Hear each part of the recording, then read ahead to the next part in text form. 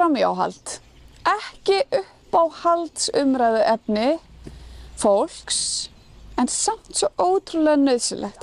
Ég myndi kasta inn þessari spurningu. Hvað er framhjáhald fyrir þér og hvað er framhjáhald fyrir mér? Og það var strax bara, já, og hvað? Þið bara svona vinnukærustu par sem að mikið af fólki má alveg eiga, skilur, fólk alls konar samkomulag í sínum samböndum, en ég var bara eitthvað, við erum bara að fá okkur kaffi. Svo man ég að maki þessa gaurs kom upp í vinnu og þá var sagt við hana, bara já, þetta er stelpan sem hann er alltaf að halda framhjá með þér á daginn og ég var bara, what the hell? En mér langar samt að segja að framhjáhald þarf ekki að vera dauðadómur sambands. Framhjáhald getur verið leið til að opna ákveðið samtal, til að skoða sambandið og til að hefja nýtt samband innan þessa sambands. Það er ekki þannig að þú heldur einu sinni framhjá að þá setja allt í einu skuldbundin inn á einhverja braut að þú munir krónískt halda framhjá. Alls ekki, ok?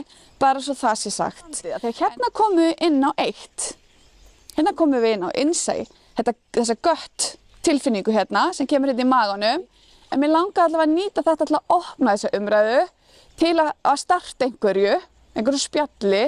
Ekki tala um þetta eftir 9 á kvöldin, það er framheilinn, að slökkta á honum. Þú má gera þetta yfir morgun kaffibolla, göngutúr eða eitthvað, en ekki of seint á kvöldin. En leyfið ykkur að tala um þetta. Þið gætu ykkur rætt á því.